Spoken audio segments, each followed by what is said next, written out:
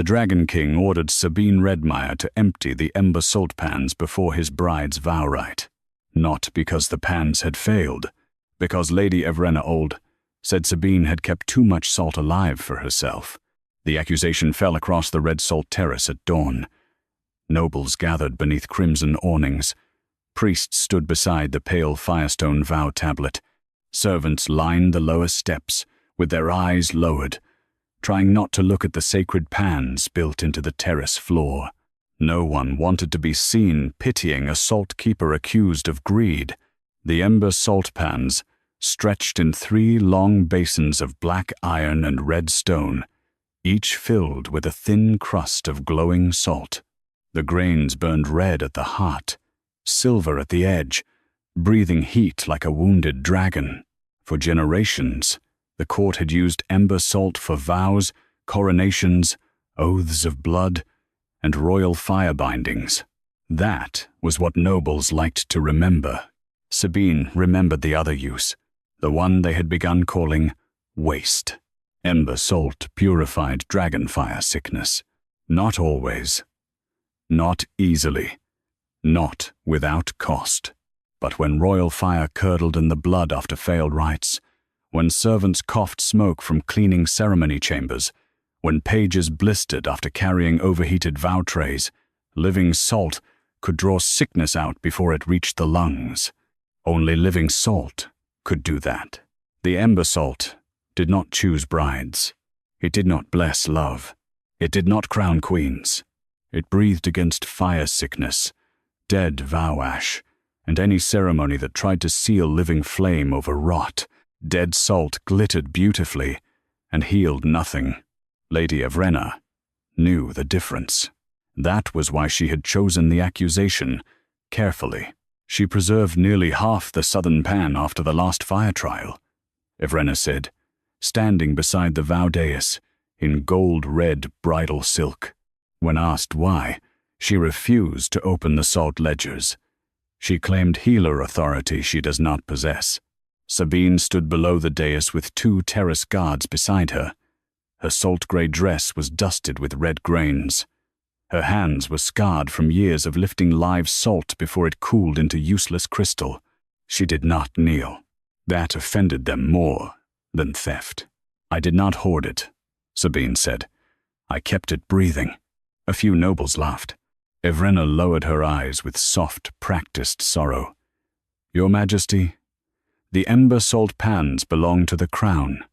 Today, they belong to the vow.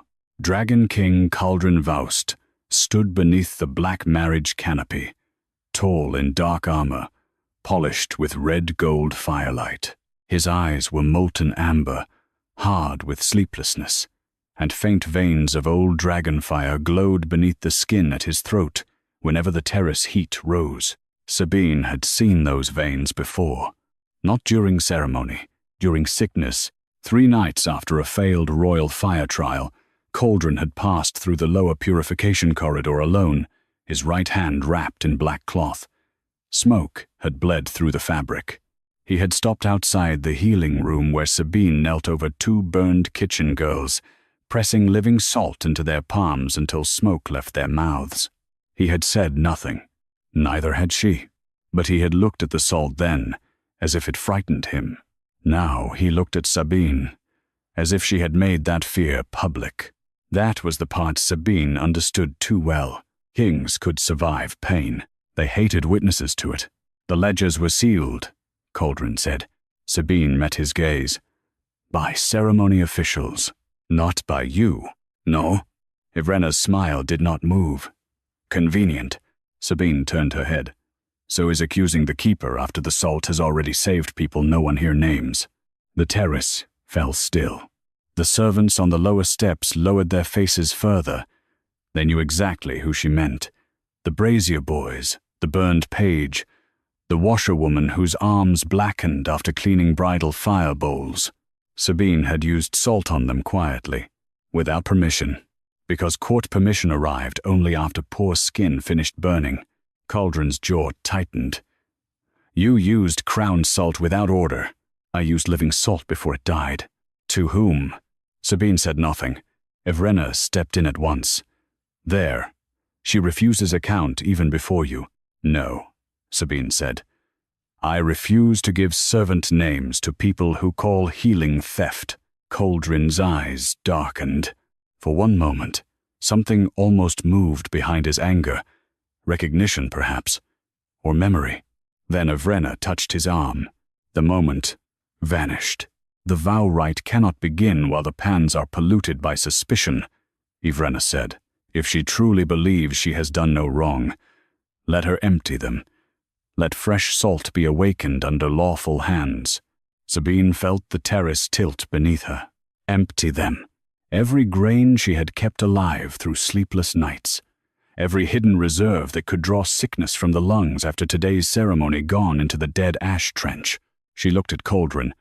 "If I empty the pans, there will be no living salt ready after the rite." Evrenna laughed gently. "After the rite, there will be a queen." Sabine looked at her. "A queen does not stop sickness from spreading." A hiss moved through the nobles. Caldrin stepped down from the canopy. "Careful, Sabine Redmire." It was the first time he had said her full name in public. It should not have hurt. It did, because he knew it. Because he had remembered her when it was time to condemn her. Sabine lowered her voice. "Majesty, Ember Salt dies when forced from the pans before it finishes breathing. If the vow fire turns wrong—" "It will not," Evrenna said. Caldrin's throat glow pulsed once. Small, hidden, pain, not anger. Sabine saw it. So did Evrenna. The bride's fingers tightened on his arm. Caldrin turned from Sabine as if turning from the evidence of his own body. "Empty the pans." The guards placed an iron salt rake in Sabine's hands. Another opened the dead ash trench at the edge of the terrace. Sabine walked to the southern pan first, because it held the strongest living crust, the salt she had kept warm, for servants already coughing after last night's bridal fire rehearsal. She slid the rake beneath the first layer. The grains clung. Living salt did not like leaving its pan. Sabine whispered, too low for the court to hear, "Forgive me." Then she lifted. A sheet of red-white salt cracked free. Heat rushed up her arms. Pain flashed across her scarred palms. She carried the salt to the trench and let it fall. The moment it touched dead ash, the salt went black. A servant girl on the lower step began to cry. Sabine returned for the second layer, then the third. By the time she reached the middle pan, smoke curled from her sleeves. The rake handle burned hot enough to blister. The priests did not stop her. Evrenna did not look away. Caldrin's face stayed hard, but the fire beneath his throat flickered again, uneven and sick. The rite was already wrong. The salt knew it.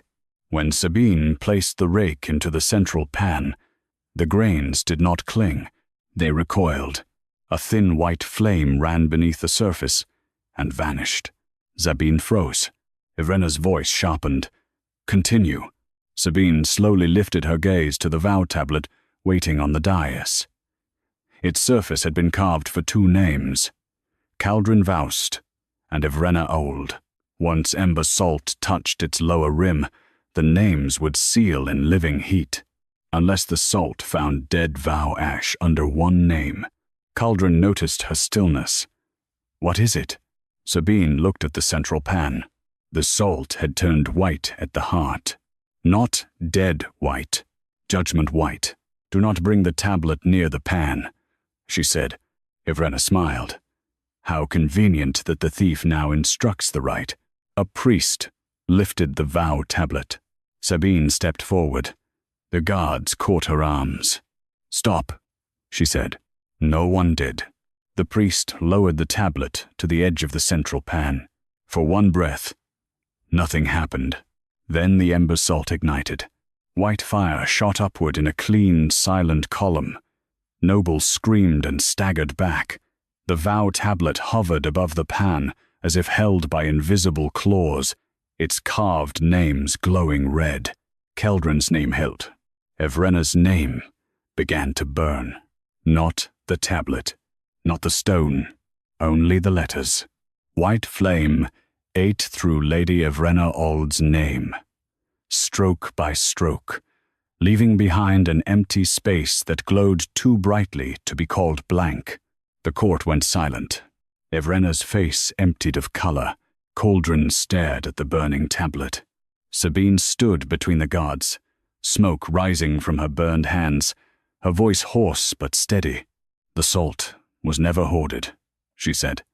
"It was waiting to refuse what the court was about to bless."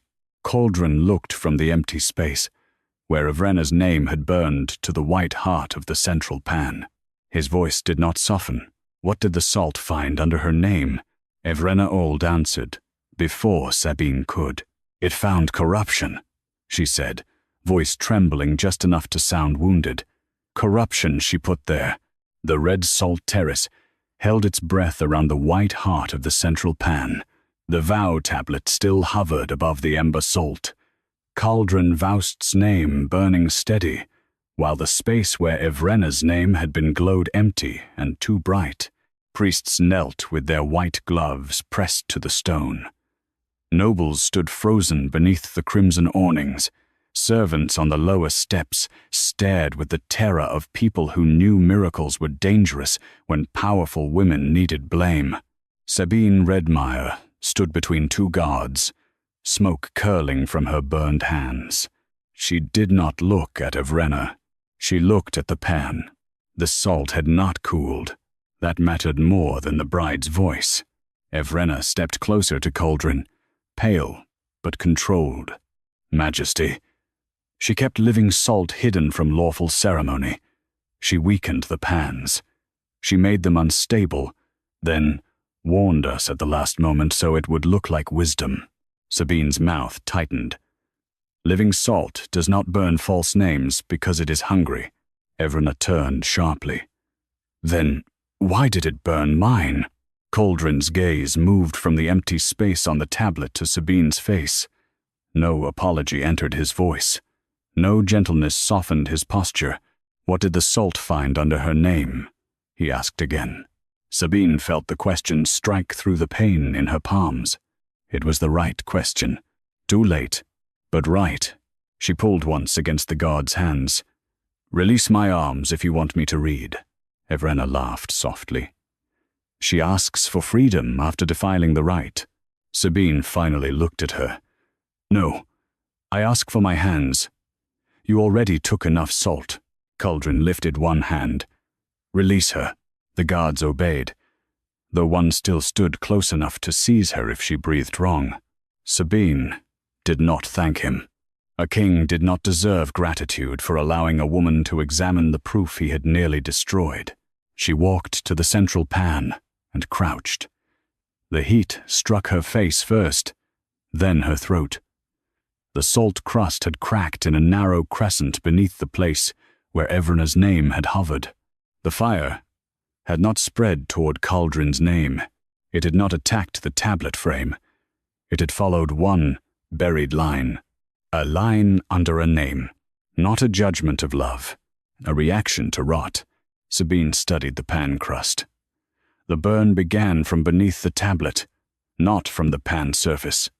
One priest lifted his head. "Meaning?"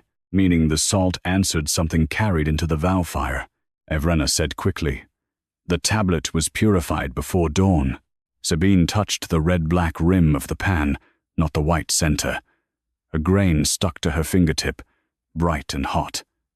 She held it near the burned space on the tablet without letting it touch. The grain trembled, then turned away from Caldrin's name and leaned toward the empty space where Evrenna's had burned. Sabine's eyes narrowed. "There is dead vow-ash under the bride's name." A murmur broke through the terrace. Evrenna's face recovered too quickly. Dead ash is standard purification residue. Every vow tablet is brushed with it after carving. Sabine looked at the white flame still breathing in the pan. Purification ash cools. This was fed. The words quieted, even the priests. Caldrin stepped closer to the tablet. The old dragonfire beneath his throat pulsed once, uneven and hidden badly now. Fed with what? Sabine did not answer yet. The Ember Salt did not solve lies for lazy courts. It did not name every hand. It did not bless one woman and condemn another because the court wanted spectacle. It breathed against fire sickness, dead vow-ash, and any ceremony that tried to seal living flame over rot. So Sabine read what remained. She pointed to the lower rim of the tablet. The burn direction moved upward into Evrenna's letters, not down from the salt. Something beneath her name was already warm before the tablet touched the pan. Evrenna's voice sharpened. A bride's name is warmed before sealing. That is ceremony law. Yes, Sabine said, with living ember dust. Not dead vow, ash. The chief priest swallowed. The bridal fire bowls were prepared last night. Sabine turned toward him. By whom? Evrenna spoke first. By ceremony officials. Then bring the fire bowl ledger. The priest hesitated. He looked at Evrenna. Caldrin saw it. So did Sabine. Bring it, Caldrin said.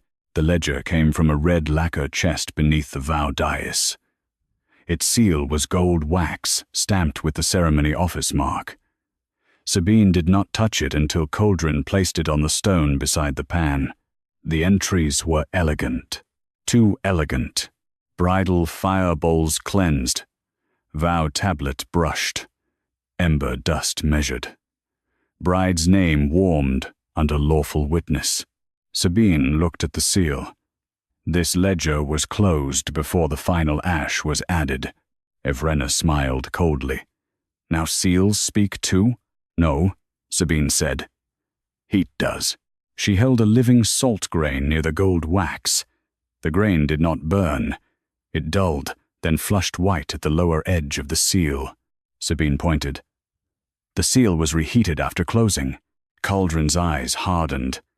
Opened again? Yes. Evrenna's hand tightened around her bridal sleeve. For correction, perhaps.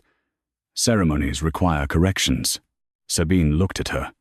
Corrections do not breathe sickness. The central pan flared once.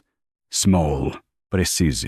A thin white line moved from the burned namespace on the tablet to the fire bowl ledger, then stopped beneath one entry. Bridal flame ash prepared before dawn. Sabine leaned closer. Under that clean line, another pressure mark surfaced.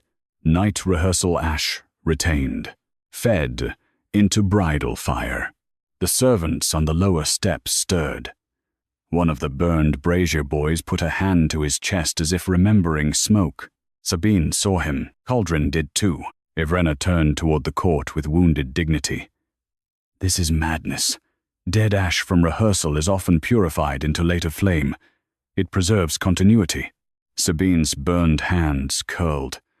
Not when the rehearsal flame made servants cough blood. The terrace went cold despite the heat.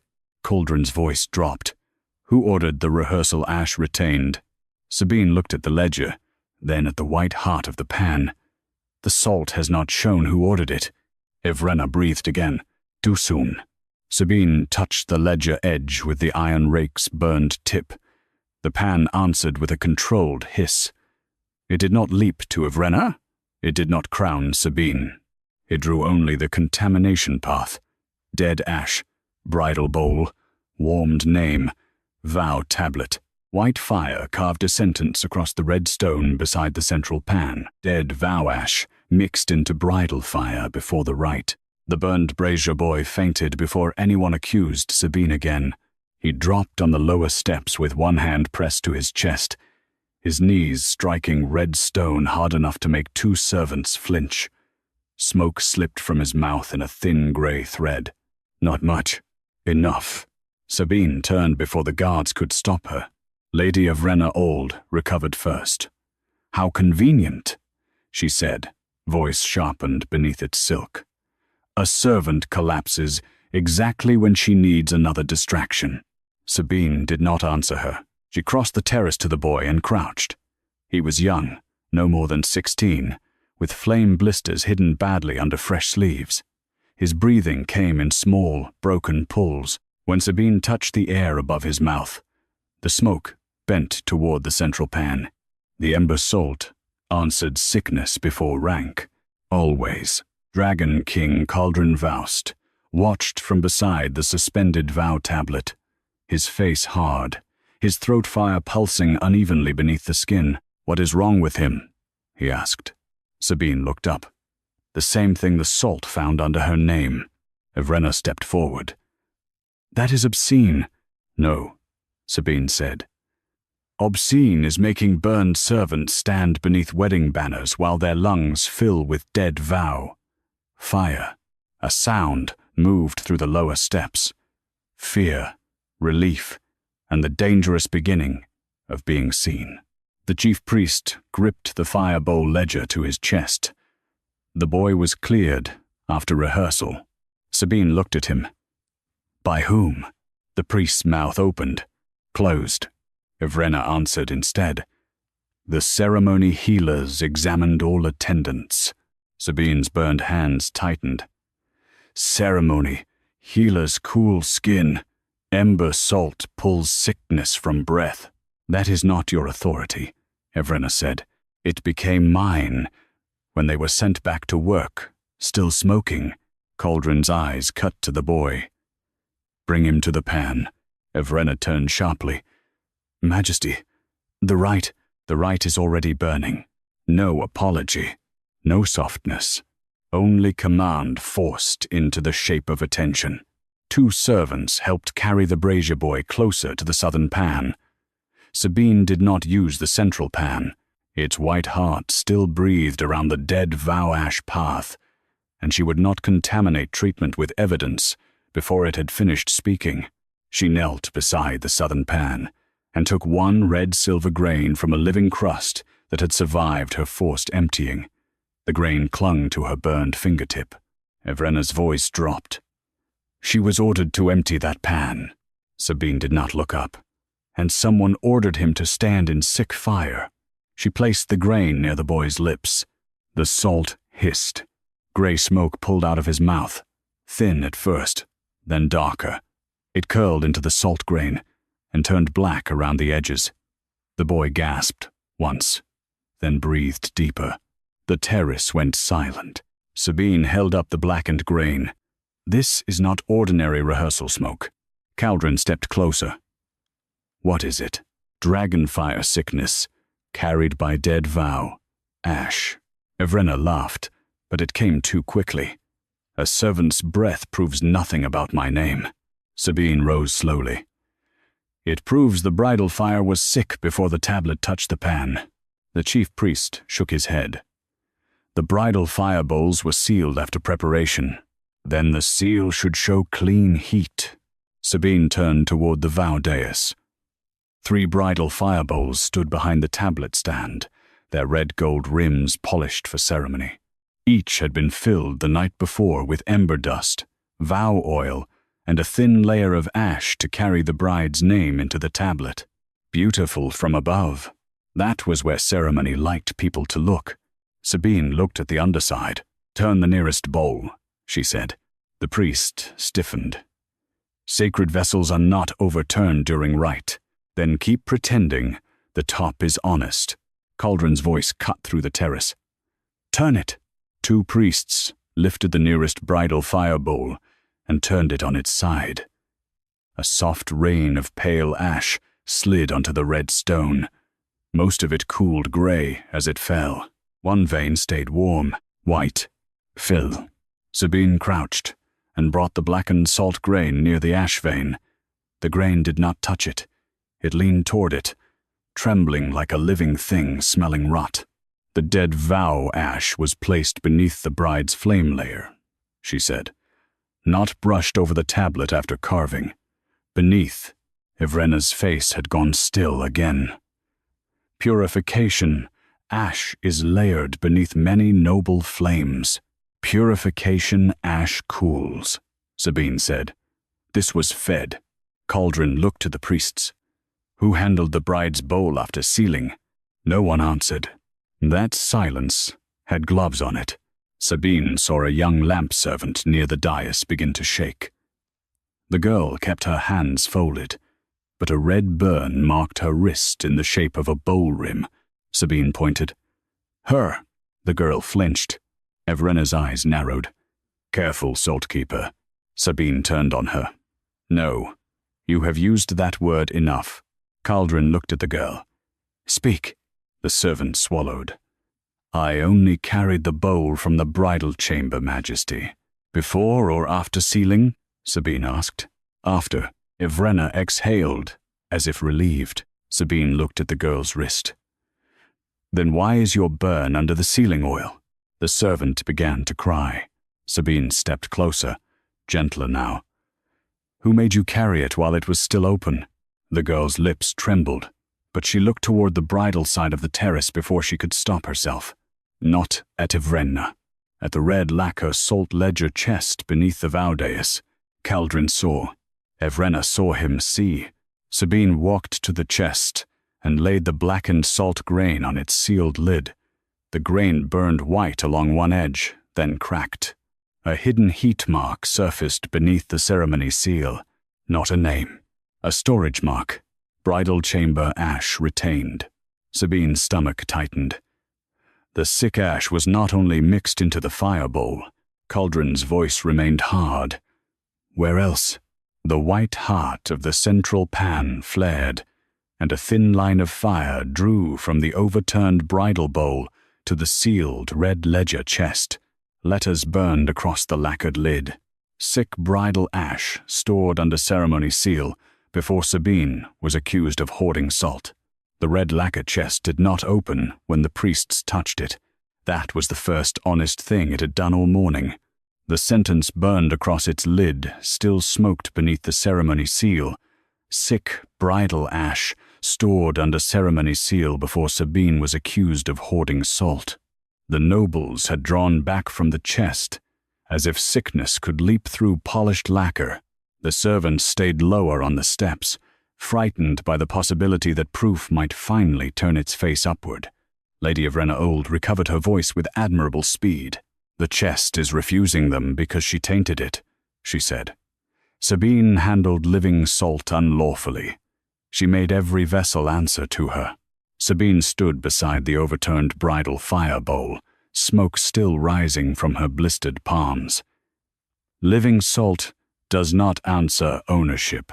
Evrenna's eyes flashed. Then why does it answer you? It answers sickness. Dragon King Caldrin Vaust looked from the chest to the white heart of the central pan. His throat fire pulsed again, low and uneven beneath his skin. He did not look away quickly enough. Sabine saw it. Evrenna saw her see it. Caldrin's voice came hard. Open the chest. The chief priest tried the ceremony key again. The lock glowed red, then went dark. It will not receive the office key, he whispered. Sabine did not move. Caldrin looked at her. Why? She almost laughed. Not from humor. From the old, bitter shape of being needed by the same mouth that had condemned her. You ordered me to empty the pans, she said. Now you want me to save the record. I asked why. No, Sabine said. You demanded proof after breaking the work that kept proof alive. The terrace went silent. Caldrin's face did not soften. Then give me the proof. Sabine held his gaze for one breath. Too late was not the same as useless. She turned to the chest. The ceremony key opens clean records. This seal was reheated over sick ash. It needs living salt, not office metal. Evrenna stepped forward. Convenient again. Sabine looked toward the lower steps. The burned brazier boy was sitting upright now, breathing shallowly but alive. The lamp servant with the bowl burn on her wrist stood near him, still trembling. There are injured servants here, Sabine said. They receive first purification before I open anything else. Evrenna's mouth tightened. This is a royal vow rite. This is a sickness site. Caldrin turned to the nearest guard. Bring them forward. Evrenna's smile thinned. Majesty, in front of the court that watched them burn.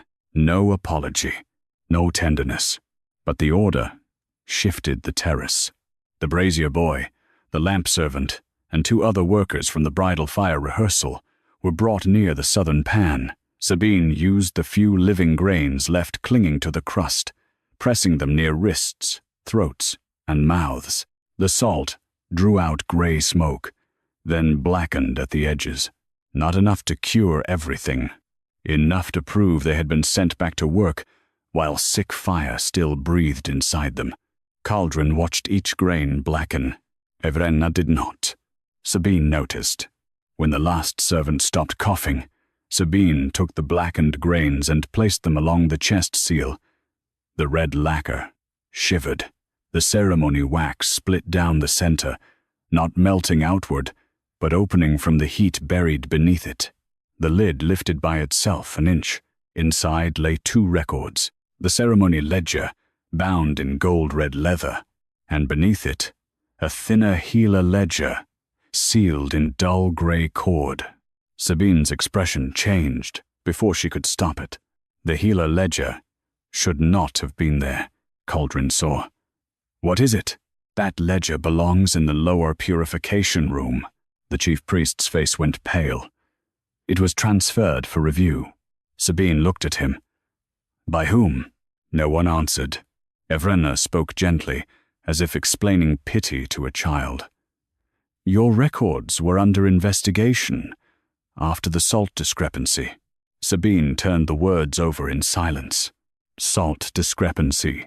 That was what they called burned servants breathing smoke. That was what they called her. Keeping living salt alive. Caldrin reached for the Gila ledger. Sabine stopped him with one sharp glance. Do not touch it with royal fire. His hand still. A few nobles noticed. Evrenna noticed most. Sabine took a living grain from the southern pan, the last red-silver spark still breathing near the rim, and held it above the gray cord. The grain dimmed, then turned white at one edge. The seal was closed after sickness contact, she said. The priest swallowed. All Gila ledgers pass through purification. Purification cools. Sabine's voice hardened. This seal was fed. Evrenna's smile vanished for half a heartbeat. Sabine placed the grain on the cord. The gray seal snapped open. The Gila ledger unfolded to the last entry Sabine had written before the accusation. Brazier boy. Smoke in lungs. Living salt required. Lamp servant. Wrist fire. Living salt required. Washerwoman. Blackening arms. Living salt required. Each line had been crossed out in red ceremony ink. Beside them, another note had been added. Salt retained without authority. Sabine stared at the page. There was the theft, not hers. Theirs. Caldrin's voice lowered. Who added the red ink? Sabine studied the burn direction. The red marks had been written over cooled Gila ink, then warmed from beneath by vow-fire residue. Not priest heat, not lower Gila flame. Bridal chamber heat. She looked toward Evrenna. Evrenna lifted her chin. Ceremony review often happens in bridal chambers before royal rites. Sabine's hands curled despite the burns. Gila records do not belong beside bridal ash. The central pan flared once. White fire drew a thin line from the Gila ledger to the overturned bridal fire bowl, then to the chest lid. It did not touch Evrenna. It did not crown Sabine. It followed the stolen use of salt. Letters burned into the inside of the red lacquer chest.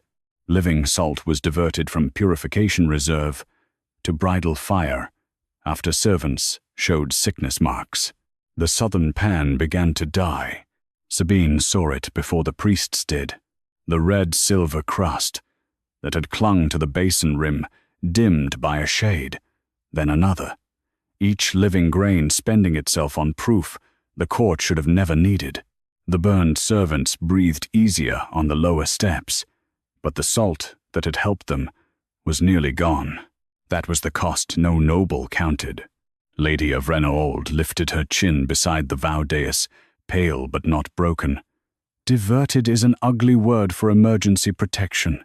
Sabine looked up from the open healer ledger. Protection for whom? For the rite, Evrenna said. For the kingdom. If a royal wedding collapses into panic, every rival house smells weakness. Dragon King Caldrin Vaust stood over the red lacquer chest, molten eyes fixed on the burned sentence inside it. His throat fire pulsed beneath his collar, uneven enough now that several priests pretended not to see. He did not apologize. He did not soften. Where did the reserve go? He asked. Evrenna answered quickly. To the bridal fire, as the salt itself claims, to stabilize it after Sabine let the purification stores become irregular. Sabine closed the healer ledger with one burned hand. Do not dress theft as stability. Evrenna's eyes flashed. You used crown salt without order. I used living salt on living lungs, and weakened the rite. No, Sabine said. Someone fed sickness into the rite and used my healing as the excuse. The servants on the lower steps listened without moving. The brazier boy still had one hand over his chest. The lamp servant's wrist had stopped smoking, but her face stayed white. Caldrin looked toward the priests. Open the purification reserve. The chief priest stiffened. Majesty, the reserve chamber is beneath healer authority. Sabine gave a bitter breath. It was, until ceremony officials stole the ledger. Caldrin's gaze cut to the priest. Open it. The reserve chamber lay below the red salt terrace, behind a low iron door set into the eastern wall. Sabine had gone through that door for years, with burned hands and tired eyes, carrying living salt in covered bowls before dawn. She knew the smell that should have met them. Clean heat, red mineral, breathing salt. Instead, when the door opened, a cold draft crawled out. Dead salt lined the shelves in sealed glass jars. Beautiful, white, useless. Each jar bore a gold ceremony ribbon tied around its neck. Sabine stopped at the threshold. For one moment, she could not speak. Caldrin stepped behind her. What is wrong? This room used to breathe. Evrenna's voice came smooth from the corridor. Preserved salt loses motion. That does not mean it was stolen. Sabine walked to the nearest jar and lifted it. The grains inside glittered like powdered pearl. Dead. She turned the ribbon toward the light. Wedding preparation seal. The chief priest swallowed. Ceremony required. Measured allocation. Measured death, Sabine said. She took one grain from the jar and placed it on her burned palm. It did nothing. No bite. No heat. No pull toward sickness. Dead ember salt was gentle because it had already failed. Then she took the last living grain from the edge of her sleeve, one that had stuck there when she treated the brazier boy. It glowed weakly, red at the center. She held it near the jar. The living grain bent away. Not from dead salt. From what coated it? Sabine's eyes narrowed. These jars were not only emptied and refilled, they were washed in vow oil. Caldrin's voice dropped. Why? To make dead salt shine. Evrenna laughed once. Or to preserve ceremonial purity. Purity does not need perfume. Sabine turned the jar over. A small smear clung to the bottom glass, hidden beneath the ribbon fold. Dark red. Almost brown. Not salt. Blood screen ash. Her pulse slowed. That belonged to noble testing rites. Before great ceremonies, high houses pricked blood into small flame cups to prove their dragonfire ran clean. If sickness appeared, the cup produced black ash. Unless someone fed it living salt. Then the cup burned clean for one night. Caldrin saw her expression. What did you find? Sabine held up the jar. Blood screen ash. A tremor passed through the priests. Evrenna's face remained lovely and still. Many noble houses are screened before royal rites. Ash residue is expected. In blood cups, Sabine said. Not inside purification reserve jars. Caldrin turned to the chief priest. Who moved? Screened ash into this chamber. The priest did not answer. He looked at Evrenna. Only a flicker. Enough. Evrenna's voice sharpened. Careful, priest. Memory bends under fear. Sabine stepped between them. No, fear is what you use when records start breathing.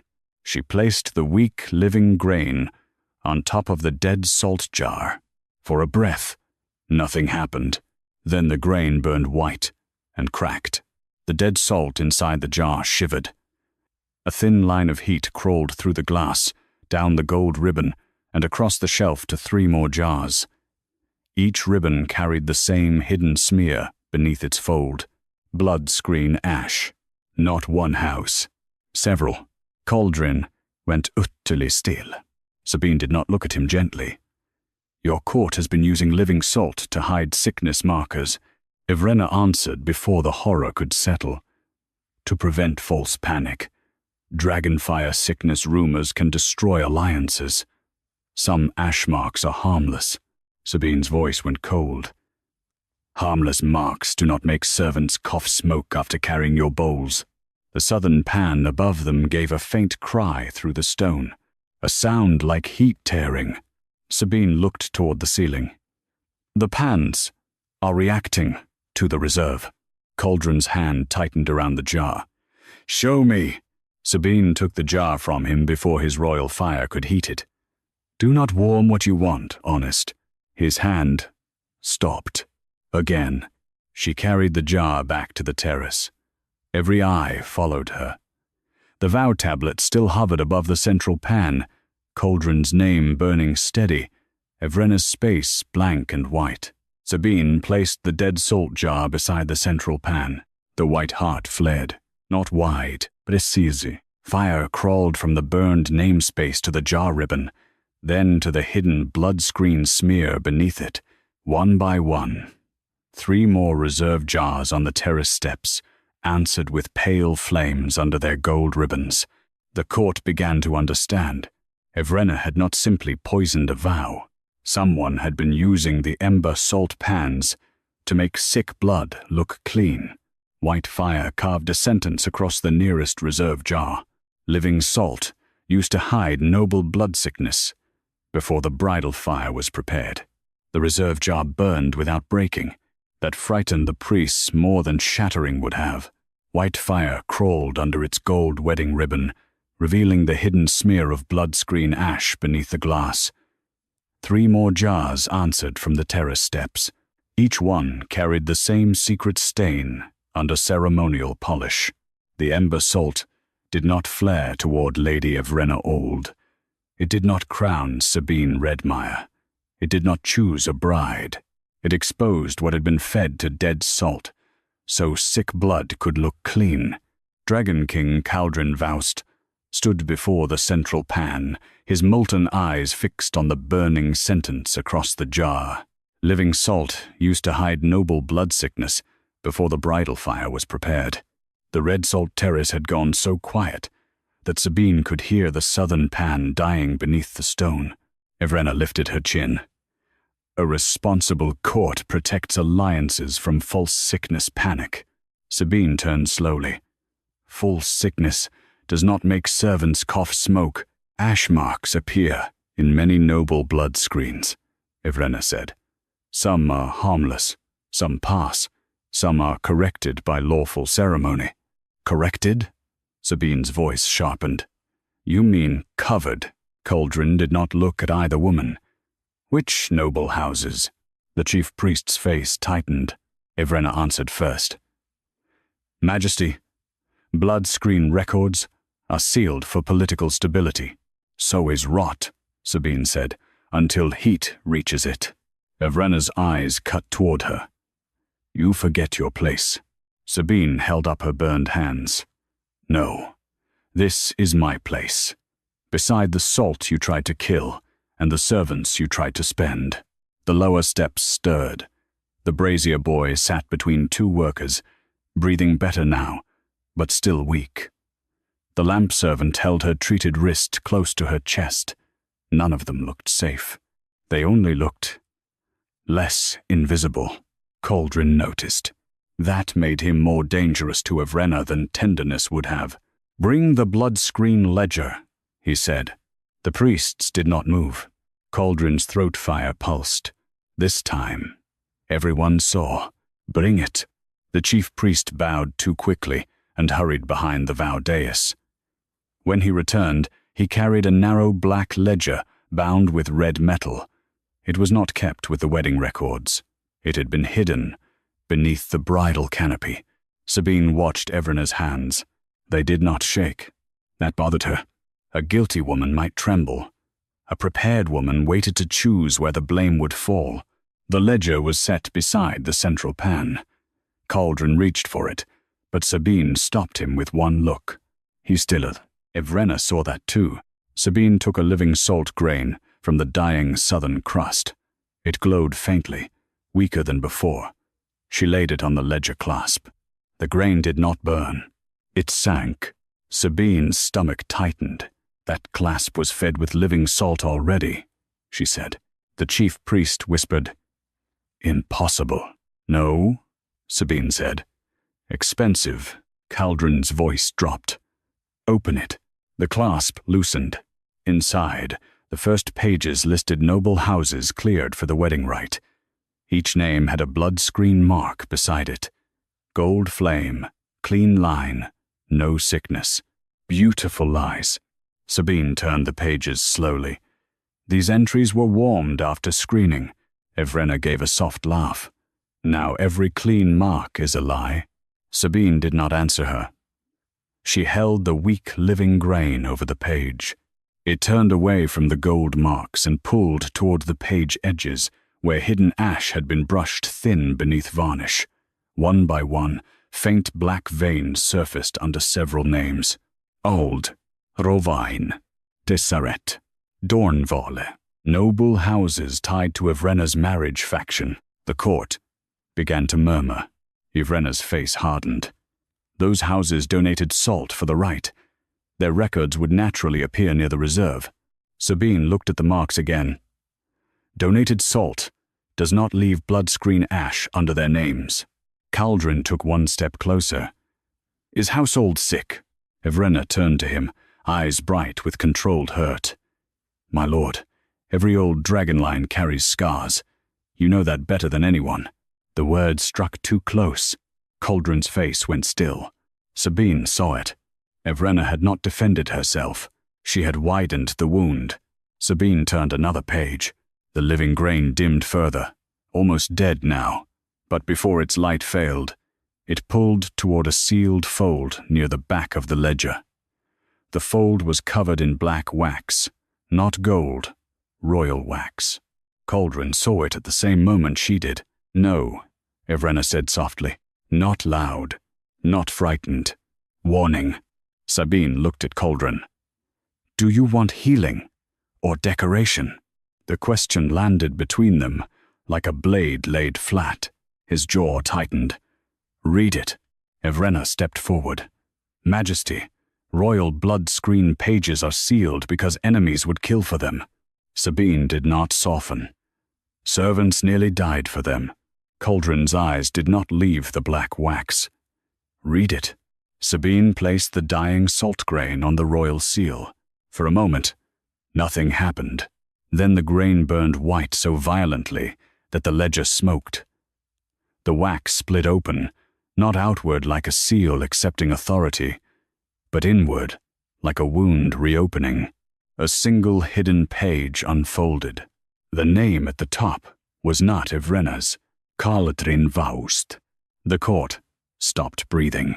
His blood-screen mark had been crossed once in black ash, then overwritten with gold ceremonial fire. Beneath the gold, the original sickness sign pulsed faintly, the same dead vow-ash pattern that had burned under Evrenna's name. Sabine read it without looking at him kindly. Royal blood-screen darkened before the bridal fire was prepared. Evrenna spoke at once. Which proves exactly why secrecy was necessary. A king cannot stand before rival houses with sickness rumors clawing at his throat. Caldrin's throat fire flared painfully beneath his collar. Sabine looked at the dying southern pan. You did not protect him. You used him as a reason to poison the rite. Evrenna's smile returned, thinner now. Careful, Sabine. If the king's blood is sick, then your preserved salt is not evidence. It is failure. The southern pan gave a low, cracking hiss. The central white heart answered. Fire drew from Caldrin's hidden page to the bridal bowl, then to the dead ash under Evrenna's erased name. The truth burned across the royal fold. King's blood screen darkened before bridal fire was fed with dead vow-ash. The court did not gasp at Caldrin's sickness mark. It recoiled from it. That was worse. A gasp still belonged to surprise. Recoiling belonged to fear, calculation, and the sudden memory of rival houses waiting beyond the wedding gates. Dragon kings were allowed scars.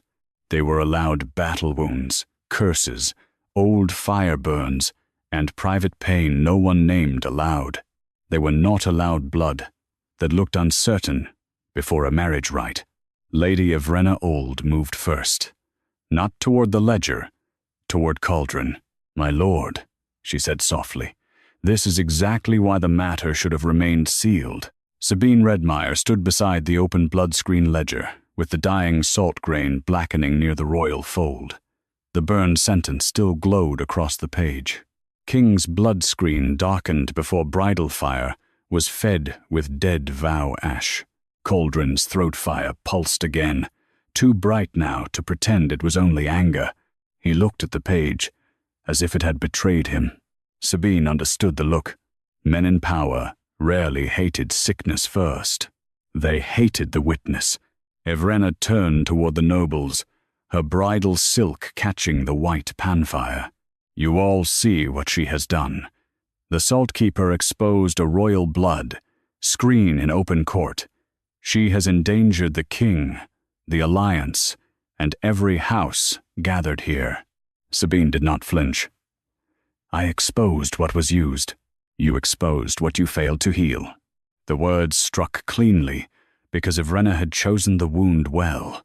A murmur moved through the terrace. Sabine felt it turn toward her. Of course, if Caldrin's blood had darkened, then the Saltkeeper who preserved living salt could be blamed for not curing him.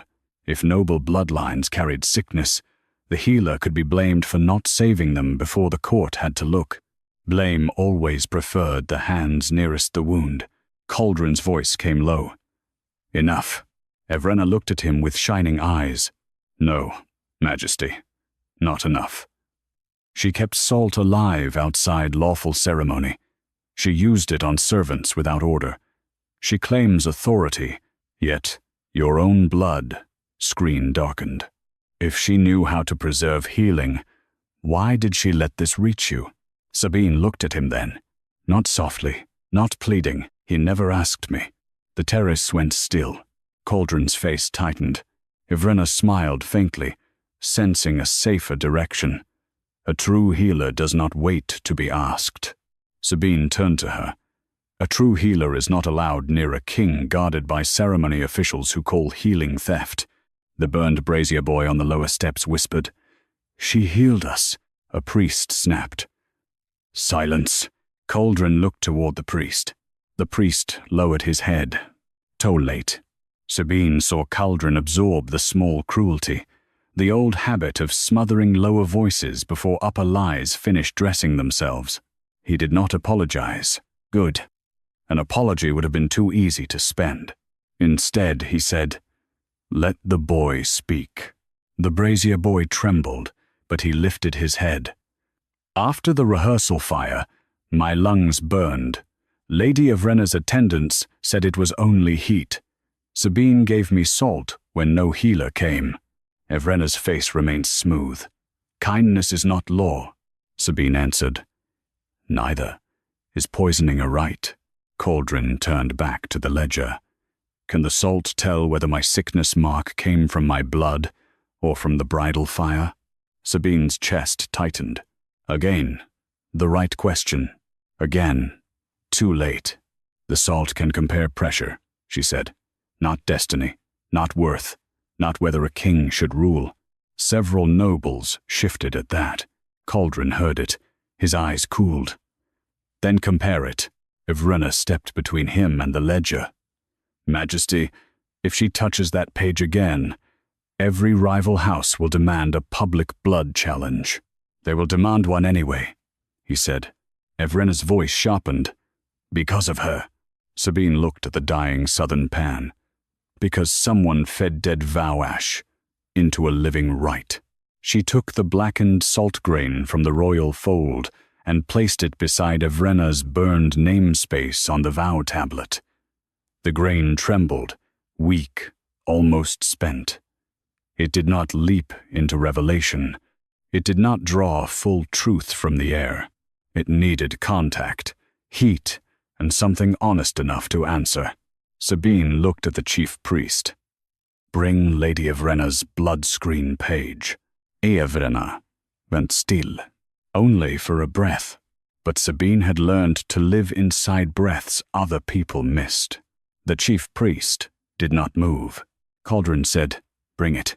The priest's hands shook as he turned the ledger backward, past the royal fold, past the cleaned noble marks, to a page sealed under gold bridal wax. House Auld. The seal was beautiful. That made Sabine distrusted at once. She did not break it. She held the blackened grain near the wax. Nothing happened. Evrenna breathed out. Sabine moved the grain lower, beneath the page edge where wax had seeped into the binding. There, the grain flared white. Not sealed from above, Sabine said. Fed from the spine, the priest whispered. That is not possible. Not for honest records. Caldrin's gaze moved to Evrenna. Open it. Evrenna's smile had thinned to something dangerous. My lord, House Auld has stood beside yours for 3 generations, and yet your name burned, because she made it burn. Sabine did not answer. She pressed the grain to the lower spine. The gold wax split upward. Evrenna's blood screen page opened. The top mark gleamed clean gold. Too clean. Beneath it, as the salt cooled and turned black, a second mark surfaced. The same dead vow-ash pattern that had darkened beneath Caldrin's royal fold. Not identical. Matched. Fed from the same sick source. The terrace changed. Not loudly. Deeply. Caldrin stared at the 2 marks, his hidden sickness sign and House Auld's buried one. They match. Sabine nodded once. They were treated with the same dead vow, ash. Evrenna's voice went soft again. Or both were treated by the same healer. The court turned. Sabine almost smiled. There it was, the knife beneath the bridal silk. Evrenna lifted one hand towards Sabine's burned palms. She kept living salt. She touched servants. She claims she alone understands the pans. Perhaps she did not preserve salt to heal sickness. Perhaps she preserved it to control who appeared sick. A noble woman whispered. Salt witch. Another voice answered. Blood tamperer. Caldrin's head turned toward the whispers. The air around him heated. Sabine did not step back. She wants you afraid of my hands, she said. Because the records are starting to fear hers. Evrenna's face hardened. Sabine placed the royal page beside the old page, then laid the dying salt grain between them. The grain cracked down the center. Its last heat ran not toward Sabine, not toward the southern pan, but toward the bridal chamber mark, stamped faintly beneath both cleaned pages. A shared preparation site, a shared hidden fire. White flame carved itself across the open ledger. Royal blood screen and old blood screen were fed with the same dead vow-ash before the marriage was sealed. No one touched the open ledger after the sentence burned. Royal blood screen and old blood screen were fed with the same dead vow-ash before the marriage was sealed. The words lay across the pages like a blade that had finally remembered both edges. Lady Evrenna Auld did not step back. That was what made her dangerous. Fear would have betrayed her. Panic would have weakened her. Instead, she lifted her chin, and let the court see injury before guilt. A shared preparation site, she said. That is all it proves. My blood screen and His Majesty's were prepared by the same ceremony office because we were to be married. She has turned normal rite structure into accusation. Sabine Redmire looked at the dying salt grain cracked between the two pages. Normal rite structure does not feed dead vow-ash under 2 sickness marks. A noble lord near the crimson awning whispered, "If the king's blood is marked, and hers is marked," another voice finished, lower, crueler. Then the marriage was meant to hide both. Caldrin Vaust turned toward the voices. The terrace heated. No flame rose from him, but every banner snapped backward as if struck by invisible wings. For one breath, the court remembered that sickness did not make a dragon harmless. Evrenna used that breath. "Majesty," she said softly, "this is exactly what I warned you about. Expose one blood screen, and the court begins devouring its king. She is not healing you. She is making you stand naked before rivals." Sabine did not look at Caldrin. She looked at the servants. The burned brazier boy sat upright, but his lips had gone gray again. The lamp servant held her wrist close. 2 other workers from the rehearsal were coughing quietly into their sleeves. The southern pan's living crust had thinned to a faint red line. Proof was spending medicine. That mattered more than Evrenna's speech. Sabine closed the ledger halfway, not hiding the words, only shielding the last living grain from the wind. If the court is done pretending fear is evidence, there are still sick people here. Evrenna's eyes flashed. She changes the subject whenever the proof turns toward her. The proof is not turned toward me, because you are the one holding it. The accusation moved fast. Salt witch, blood temper, falsy, healer. Sabine heard the words ripple through silk and gold. Caldrin heard them too. His jaw tightened. Silence. It did not come as a roar. That made it more dangerous. The court obeyed. Evrenna's face hardened. Will you silence every house that asks whether she altered the screens? Caldrin looked at Sabine. Can you prove you did not? The question struck. Sabine let it. Then she met his eyes. No. A satisfied murmur rose. She cut through it. Because honest proof does not begin by defending the accused. It begins by reading the source. Caldrin held her gaze. No apology. No softness. Only the painful discipline of not looking away. Then read the source, he said. Sabine turned to the burned ledger page. The last salt grain had cracked toward a faint stamp beneath both hidden blood screen marks. Bridal chamber. Preparation. Open Evrenna's bridal chamber, Sabine said. Evrenna laughed once. Absolutely not. Caldrin turned slowly. Evrenna's smile thinned. My lord, a bride's chamber is sealed before the vow. No man enters. No servant enters. No salt keeper enters. Sabine looked at the central pan. Then the ash inside should still know who did. The red salt terrace fell still. Evrenna looked at the priests. You will not allow this. The chief priest did not answer. He looked at Caldrin. The king's throat fire flickered with visible pain now, but his voice remained hard. Open it. The bridal chamber sat behind the vow dais, a red stone room veiled in gold cloth and perfumed smoke. When the doors opened, warmth rolled out too sweetly. Sabine stopped at the threshold. Too much vow oil, she said. Evrenna stood behind Caldrin. A royal bride is allowed fragrance. Fragrance sits in air. This clings to ash. The room glittered with polished bowls, folded silk, ruby pins, ceremonial combs, and a private fire cup on a low altar. The cup was beautiful, red crystal rimmed in gold, its inside brushed clean, too clean. Sabine hated clean things most when sickness had been nearby. She walked to the cup and held the cracked salt grain above it. Nothing happened. Evrenna exhaled. Sabine lowered the grain beneath the cup. White fire flashed. A hidden smear burned along the underside, where no bride's hand would touch and no priest would look. It was dark, red, nearly black, blood-screen ash. Sabine's stomach tightened. The cup was washed from inside, not beneath. Caldrin stepped closer. Whose ash? The salt has not shown a name. Evrenna seized that at once. Then stop. Sabine ignored her and looked around the chamber. Bring the rehearsal cloth. The lamp servant at the door flinched. The red cloth, mistress? Sabine softened her voice. Yes. The girl pulled a folded red cloth from beneath the altar. Her hands shook so badly, Caldrin reached for it. But Sabine stopped him with a glance. Do not warm it. He stopped. Again. That stillness was beginning to matter. Sabine laid the cloth beside the fire cup. The fabric looked clean from above, but along one edge, tiny white salt scars marked where living grains had been shaken out in haste.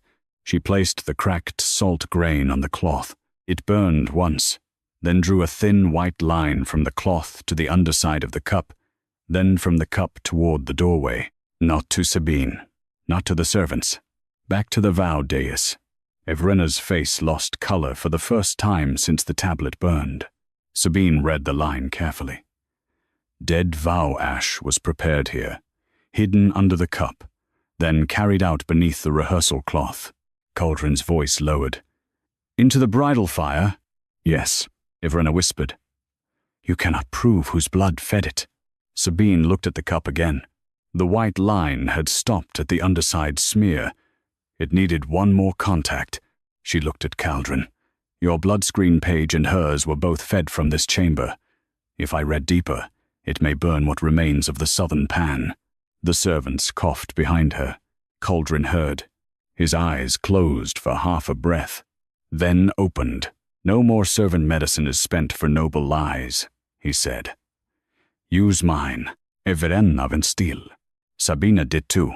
Caldrin drew a small blade from his belt and cut his palm before anyone could stop him. Dark dragon blood welled against his skin, threaded with ember gold. Sabine stared at him. Royal blood will wake the cup. Then let it wake. She did not thank him. But when he held out his bleeding hand, she placed the fire cup beneath it. One drop fell. The cup ignited white, not around Caldrin's name.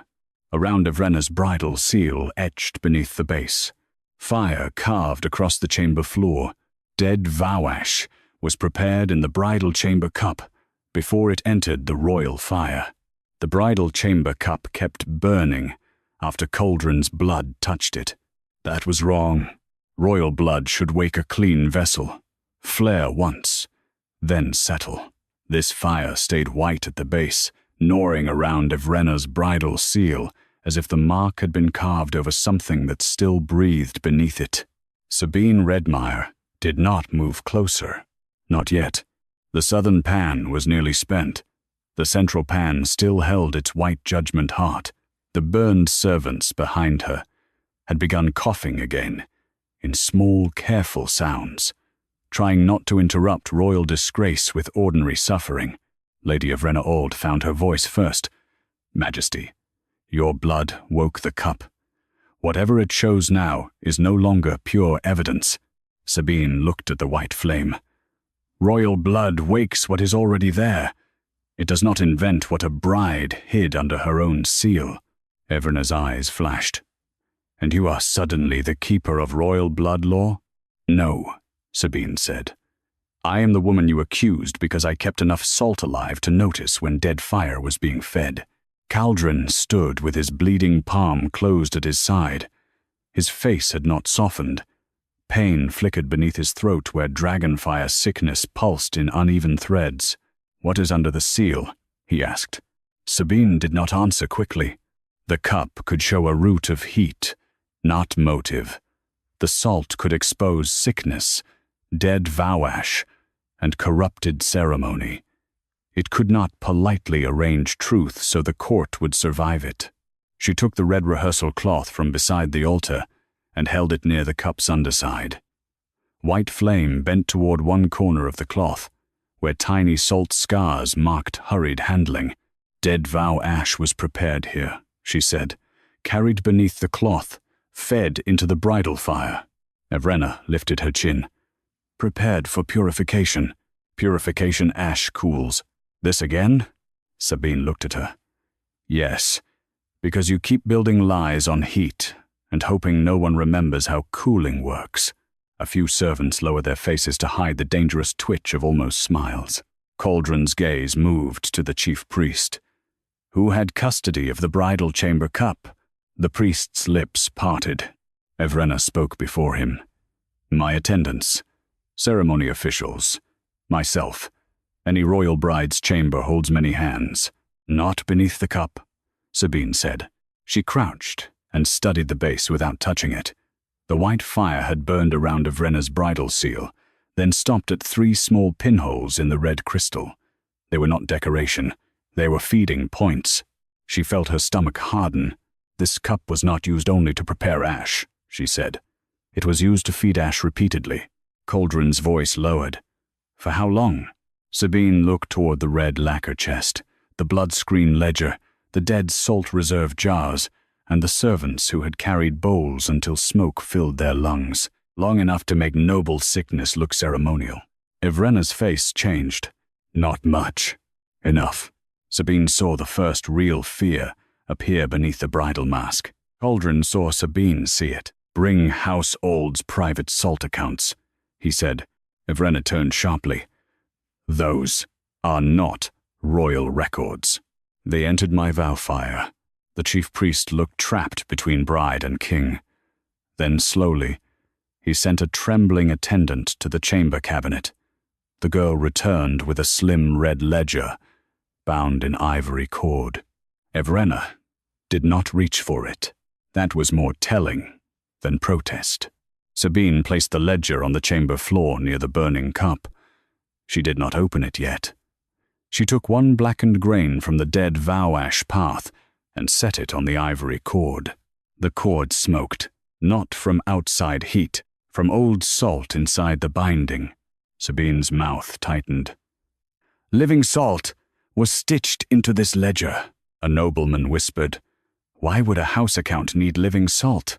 Sabine answered without looking at him. To keep dead records warm. The ivory cord split. Pages loosened. Rows of names appeared, not written as ceremony guests, but as treatment accounts. Auld, Rovain, Tesseret, Dornvale. Each name carried a measure of ember salt beside it. Not 1 grain or 2 for blessing. Healing quantities. Large ones. Cauldrin's face went cold. These are purification amounts. Yes, Sabine said. Taken from reserve and recorded as bridal preparation. Evrenna's voice came low. Those houses paid for protection. The court heard it. She realized too late. Her lips closed. Sabine did not let the silence rescue her. Protection from sickness, or protection from being seen. Evrenna's eyes burned. You have no idea what old bloodlines become when rumors start. Alliances break. Thrones weaken. Children are refused before they can speak, and servants are burned so nobles can remain clean. Evrenna stepped closer. Do not pretend the world is kind enough for your little healer's morality. Sabine looked at her with tired anger. I never thought it was kind. That is why I kept the salt alive. Caldrin reached for the old ledger. Sabine caught his wrist before he touched it. The court inhaled. His fire pulsed under her fingers, sick and hot. For 1 second, both of them felt it. The pain he had hidden, the fear he had allowed Evrenna to use, the proof he had almost forced Sabine to destroy. She released him first. Do not warm it, she said. It has lied enough. He withdrew his hand. No apology, but obedience. Sabine opened the ledger with the iron edge of a hairpin taken from the altar cloth. The last page had been sealed with bridal wax. Beneath the wax, living salt dust glowed faintly. Not much. Enough to link the accounts to the vow tablet. She brought the burning cup close. White fire crawled from the cup's underside, to the ledger page, then to the empty space where Evrenna's name had been burned from the tablet. The path did not touch Sabine.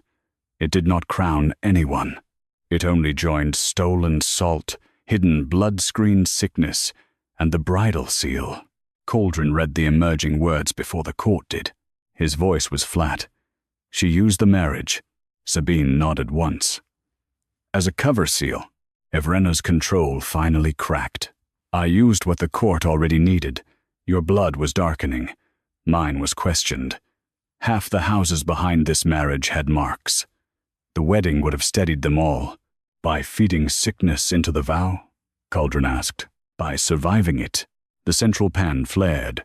White fire burned across the vow tablet, beneath the empty space where Evrenna's name had been. Old bridal seal used living salt to hide sick noble bloodlines through the royal vow.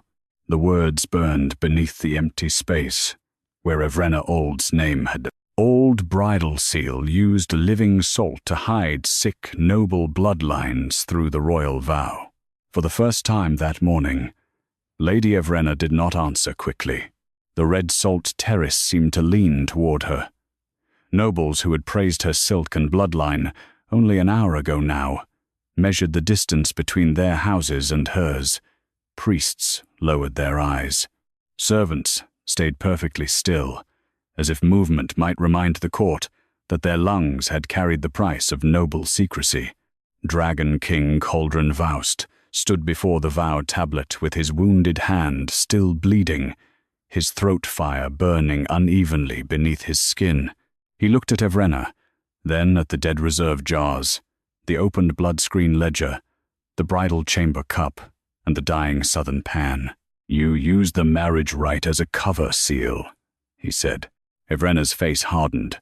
I used what your court begged me to use. Your blood was darkening, Caldrin. Mine was questioned. Half the houses behind this wedding had sickness marks. The vow would have steadied the realm. By feeding dead vow-ash into living fire? By containing panic? Sabine Redmire's burned hands curled at her sides. No. By moving sickness into servants and calling their pain ceremony. Evrenna turned on her. You speak as if kingdoms survive on clean morals. They do not survive on poisoned lungs either. A murmur passed through the lowest steps. Evrenna heard it and changed direction at once. Majesty. She still has no lawful authority. Everything here passed through her hands. She preserved salt in secret. She touched servants in secret. She opened records with living salt. If anyone could make the pan speak against a bride, it is her. The accusation was clever. It gave frightened nobles somewhere lower to look again. Caldrin turned to Sabine. Can the salt prove whether you altered the vow? Sabine felt the old wound open. Again, the court asked the healer to prove she had not caused what she had tried to treat. No, she said. Evrenna's eyes brightened. Sabine continued. Not by defending me. By reading the pan before I touch it again. Caldrin held her gaze. No apology. No softness. But he did not look away. Read it. Sabine looked toward the southern pan. Almost dead. The central pan still burned white, but that fire was tied to evidence. If she spent it on court fear, the sick servants might lose the last purification left. She turned to the lower steps. The brazier boy had begun coughing again. The lamp servant's wrist smoked faintly under the bandage. Two washerwomen leaned against each other, trying not to collapse. Sabine looked back at Caldrin. No. The terrace went still. Evrenna smiled. Defiance at last. Sabine ignored her. I will not spend the last living salt to protect myself, while the injured stand untreated. Caldrin's jaw tightened. What do you require? First purification goes to servants. Then, evidence. The priests began protesting at once. The vow tablet is active. The houses are watching. The royal blood screen. Caldrin lifted one hand. Silence fell. First purification goes to servants, he said. Evrenna stared at him. You would delay royal bloodproof for terrace workers. Caldrin's eyes did not leave Sabine. They were made part of the crime before they were made part of the court. Sabine did not thank him. She walked to the southern pan and knelt. There was so little living salt left that she had to gather it with the flat of the burned iron rake, one red-silver breath at a time. She treated the brazier boy first, then the lamp servant, then the washerwomen whose hands had blackened from bridal bowls. The salt drew smoke from their mouths, wrists, and palms. Each grain died after healing one wound. By the time the last servant stopped shaking, the southern pan had gone almost dark. Sabine rose unsteadily. Caldrin stepped forward, then stopped before touching her. Good. He was learning that help without permission was another kind of taking. Sabine returned to the central pan. Now I can read. Evrenna's voice was lower now. With what salt? Sabine looked into the white heart. With what your seal failed to kill. She lifted the bridal chamber cup and placed it beside the vow tablet, the old account ledger, and the royal blood screen page. Then she took the last white flame from the central pan on the tip of the iron rake and held it above the empty space where Evrenna's name had burned away. The flame did not touch Sabine. It did not crown her. It moved backward, from the empty name to the bridal seal, from the bridal seal to the chamber cup, from the cup to the old account ledger, from the ledger to the dead reserve jars, from the jars to the servant treatment lines, crossed out in red ceremony ink. The root of salt became visible. Not romance, not destiny. Theft. Caldrin read the path in silence. Evrenna's voice broke into fury. Do you think I invented this alone? Your priests signed the ledgers. Your nobles paid for clean marks. Your court wanted this wedding because it made the bloodlines look whole. Sabine looked at her. Yes. Evrenna froze. Sabine's voice stayed steady. That is why the law must leave ceremony hands. The white flame flared once, as if the pan had been waiting for the sentence.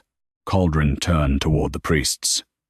Lady Evrenna Auld is removed from the vow tablet, stripped of bridal seal, and confined pending blood sickness inquiry. Evrenna laughed bitterly. You cannot cleanse your own mark by condemning mine. No, Caldrin said. I cannot. That honesty moved through the terrace harder than command. He faced the court. My blood screen darkened before the rite. It will be entered into public healing record, not hidden under ceremony wax. Any house named in the salt accounts will submit to healer review. No noble blood screen will be corrected by vow-ash, dead salt, or bridal seal again. The priests bowed, because they had no safer choice. Then Caldrin looked at Sabine. And the Ember Salt Pans? Sabine stood beside the dying basins, hands blistered, dress burned at the sleeves, face gray with exhaustion. They returned to healer authority. Ceremony may request salt after purification reserves are filled, not before. A noble protested. The wedding rites, Sabine turned, can wait until no one is coughing blood beneath them. Caldrin did not smile, but something in his face yielded. Granted. The central pan released a low breath. The white fire cooled into red. Not full strength. Not healed. Alive. By sunset, the red salt terrace no longer looked like a wedding site. The bridal canopy had been taken down. The vow tablet lay unsealed. Caldrin's name still carved. Evrenna's space empty and bright. The dead reserve jars were carried to the lower purification rooms, not to ceremony storage. The injured servants were named in the record as patients, not attendants. Sabine remained by the pans, long after the court withdrew. Caldrin came without guards. He stopped at the edge of the southern pan. I believed her. Yes, Sabine said. I let her call your preservation greed. Yes. I ordered you to empty what was keeping people alive. Sabine looked at the nearly dark salt. Yes. Each answer struck him. He took them. Better than apology. Not enough, but better. "What do you want from me?" he asked. Sabine looked at the vow tablet, then at the lower chambers where the servants finally slept without smoke in their lungs. "Do not ask whether I can save the rite," she said.